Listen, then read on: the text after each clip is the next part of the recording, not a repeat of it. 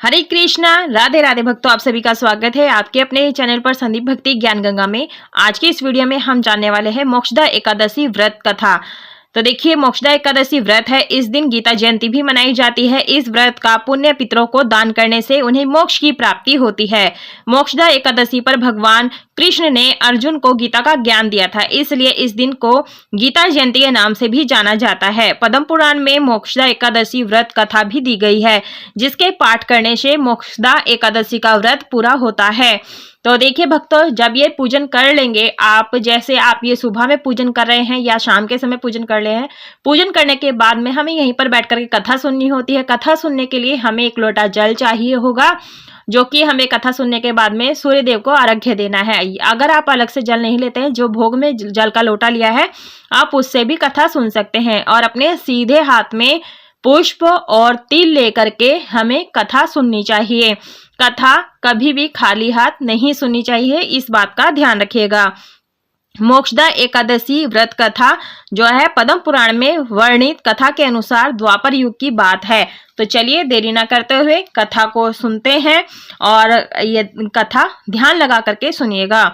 तो देखिए, धर्मराज युधिष्ठिर कहने लगे कि हे भगवान, मैंने मार्गशीर्ष कृष्ण पक्ष की एकादशी अर्थात उत्पन्ना एकादशी का सविस्तार वर्णन सुना।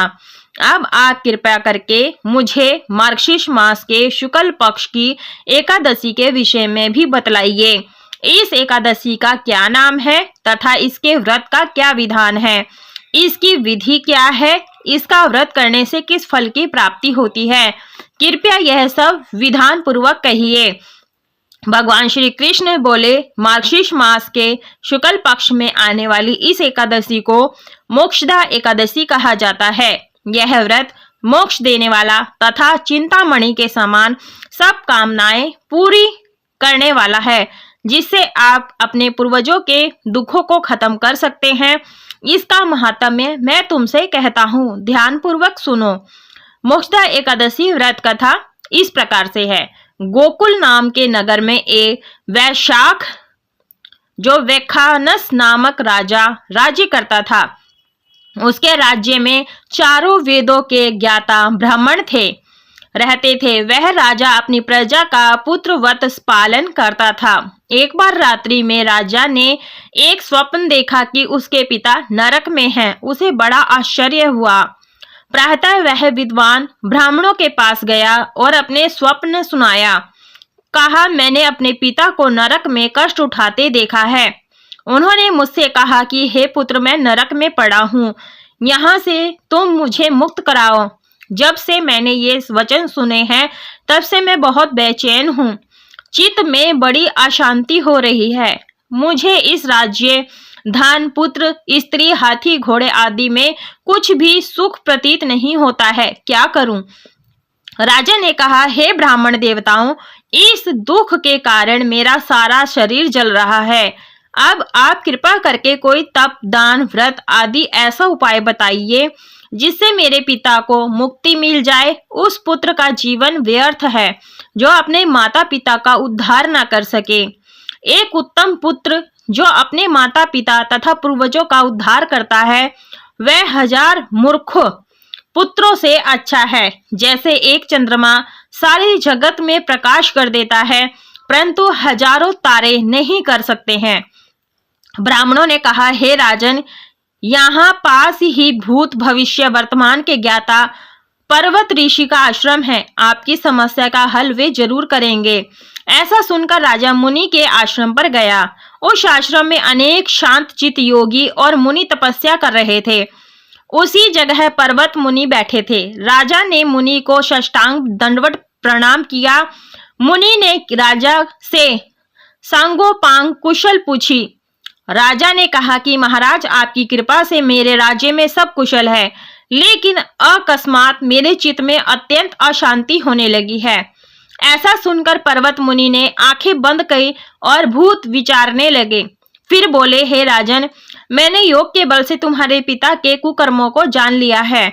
उन्होंने पूर्व जन्म में कामातुर होकर एक पत्नी को रत्ती दी, किंतु सौत के कहने पर दूसरे पत्नी को ऋतु दान मांगने पर भी नहीं दिया। उसी पाप कर्म के कारण तुम्हारे पिता को नरक में जाना पड़ा। तब राजा ने कहा, इसका कोई उपाय बताइए। मुनि बोले, हे राजन, आप मार्गशीर्ष एकादशी का उपवास करें और उपवास के पुण्य को अपने पिता को संकल्प कर दें। इसके प्रभाव से आपके पिता की अवश्य नरक से मुक्ति होगी। मुनि के ये वचन सुनकर राजा महल में आया और मुनि के कहने अनुसार कुटुंब सहित मोक्षदा एकादशी का व्रत किया। इसके उपवास का पुण्य उसने पिता को अर्पण कर दिया। इसके प्रभाव से उसके पिता को मुक्ति मिल गई और स्वर्ग में जाते हुए वे पुत्र से कहने लगे, हे पुत्र, तेरा कल्याण हो। यह कहकर स्वर्ग चले गए। मार्गशीर्ष मास की शुक्ल पक्ष की मोक्षदा एकादशी का जो व्रत करते हैं, उनके सभी जो पाप होते हैं, समस्त पाप नष्ट हो जाते हैं। इस व्रत से बढ़कर मोक्ष देने वाला और कोई व्रत नहीं है। इस दिन गीता जयंती मनाई जाती है। साथ ही यह धर्मानुसार धनुर्मास की एकादशी कहलाती है। अतः इस एकादशी का महत्व कई गुना और बढ़ भी जाता है। इस दिन से गीता पाठ का अनुष्ठान प्रारंभ करें तथा प्रतिदिन थोड़ी देर गीता का पाठ, गीता का अध्याय अवश्य रूप से पढ़ें। बोले विष्णु भगवान की जय। देखिए भक्तों, इसके बाद में हमें विनायक जी की कथा कहानी को पढ़ना या सुनना जरूर से चाहिए, तभी हमारा व्रत संपूर्ण माना जाता है। तो देखिए भक्तों, जो भगवान का जो कथा है गणेश जी की, वो आपको अलग से मिल जाएगी। आप हमारे चैनल पर मिल जाएगी, आप वहां से देख सकते हैं। और देखिए भक्तों, मोक्षदा एकादशी का व्रत मार्गशीर्ष महीने के शुक्ल पक्ष में आता है। इस व्रत को करने से सारे पाप नष्ट हो जाते हैं और मोक्ष की प्राप्ति होती है। इसकी कथा पढ़ने सुनने से वाजपेयी यज्ञ के समान फल मिलता है। यह व्रत चिंतामणि की तरह मनोकामनाएं पूरी करता है।